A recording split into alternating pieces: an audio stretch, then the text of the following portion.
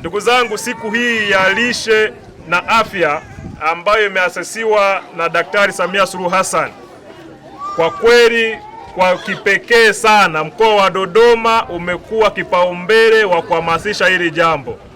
Mkuu wetu wa mkoa amekuwa miongoni mwa watu ambao wanahamasisha siku ya leo, lakini DC wetu, mkuu wetu wa wilaya, naye amekuwa ni mmoja wa watu ambao wanahamasisha sana hii siku ya lishe.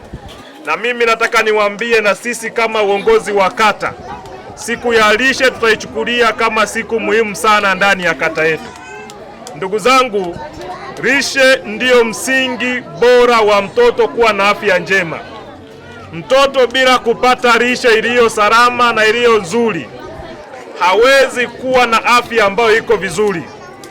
Tunavyoona watoto wanakuwa na akili nyingi, anakuwa mtu wa kwanza darasani, ametengenezwa kwa lishe iliyo njema na iliyo bora. Kwa hiyo usije ukao unaona mtoto wako anashika nambari 1, anza kujiuliza huko nyuma ulikuwa unampa chakula gani? Chakula ulichokuwa unamlisha leo ndicho kinachomfanya mtoto anakuwa na akili nyingi. Kwa sababu chakula anachokula leo ndio kinamtengeneza mtoto, anakuwa na uwezo wa kufikiria, uwezo wa kutafakari na uwezo wa kufanya mambo yaliyo makubwa. Kwa hiyo ndugu zangu, ni lazima tukubali, hata kama tunapata kidogo kile, lakini tuhakikishe mtoto anapata lishe iliyo nzuri. Lishe iliyo nzuri sio lazima uwe na mapesa mengi ndugu zangu.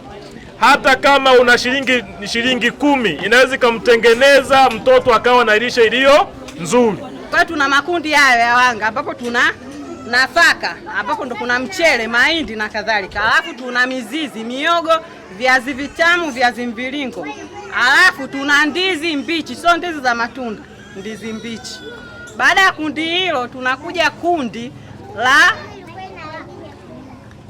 vyakula vyenye asili ya wanyama na maharage. Hapa ina maana kama huna nyama ukipika maharage inatosha. Vyakula vyenye aina ya maharage tuna kunde, choroko, mbaazi na kadhalika, si ndio Alafu tuna nyama. Hapa kwenye nyama kuna mayai, kuna maziwa, kuna nyama yenyewe, kuna samaki. Sawa? Tumeshakuwa na makundi mawili au unatakiwa uzingatie. Tunaelewana mpaka hapo? Kwa hiyo hapo sio sasa na nyama. Kama una nyama utakula maharage. Tunaelewana mpaka hapo? Kama una nyama utakula samaki. Baada ya kundi hilo kuna kundi la mafuta na sukari. Kwenye mafuta na sukari hapo tunaweza tukatumia mafuta kama mafuta ya alizeti, au tunaweza tukatumia kitu gani kingine mbadala wake, karanga au nazi. Tunaelewana mpaka hapo?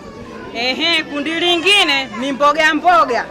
Tunaelewana Mboga yote simnazijua, mboga za majani, mboga. Na kundi la mwisho ni kundi la matunda. Tunaelewana Kwa hiyo hapa tunakuwa tumepata makundi yetu mangapi?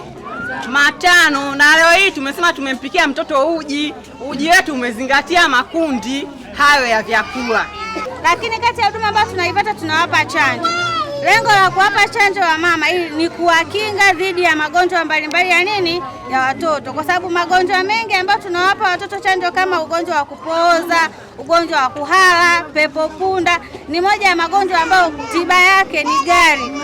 Kwa nchi yetu au kwa mkoa wetu kuna baadhi ya magonjwa sio rahisi kufanya kupambana nayo, ndio maana tunaleta chanjo.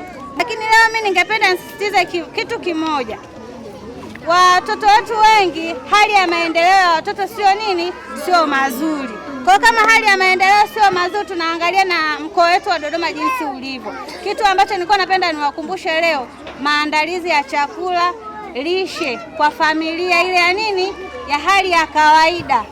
Tuache ile familia ya kijiji, ile hali ya kawaida ambayo watu wengi tunayo. Kwa ili tuweze kumudu watoto wetu wakawa na hali ya maendeleo nzuri, kuna baadhi ya vitu tunatakiwa tuvifanye. Hali yetu ya kiuchumi watu wengi haiko vizuri sana. Kwa hiyo nilichokuwa napenda kuasisitiza wamama, tutengeneze bustani viroba majumbani. Tutengeneze viroba, tulime mboga kwa ajili ya kuwapa watoto wetu. Tujishughulishe na ufugaji. Ili ninapokuambia mama, huyu mtoto hali yake ya ukuaji haiko vizuri, mpe mayai. Uwe na uwezo wa kuingia kwenye banda, unachukua yai unampa mtoto, kwa sababu naweza nikakwambia kumbe pesa ya kwenda kununua yai kila siku unakuwa hauna. Kwa majina naitwa Eveta Joseph Masawe, ni mkazi wa Ndachi, naishi mtaa Mizabibuni. Balozi wangu ni Fatma Abdalla. Siku ya leo kwa kweli ni nzuri sana. Tumehudhuria kliniki tarehe 23 mwezi wa 12 mwaka 2025. Leo ni siku ya lishe kwa watoto. Tumefundishwa vizuri, elimu tumeipokea. Tumepika uji kwa vitendo, yani sio kwa maandishi.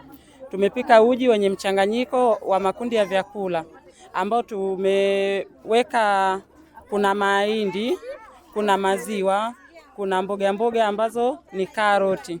Uji ni tunaufurahia, hata hivyo naenda kumlisha mwanangu na mwanangu ataufurahia sana. Ninawashauri kina mama, elimu tulioipata hapa, hata wale walioko majumbani tukawaelekeze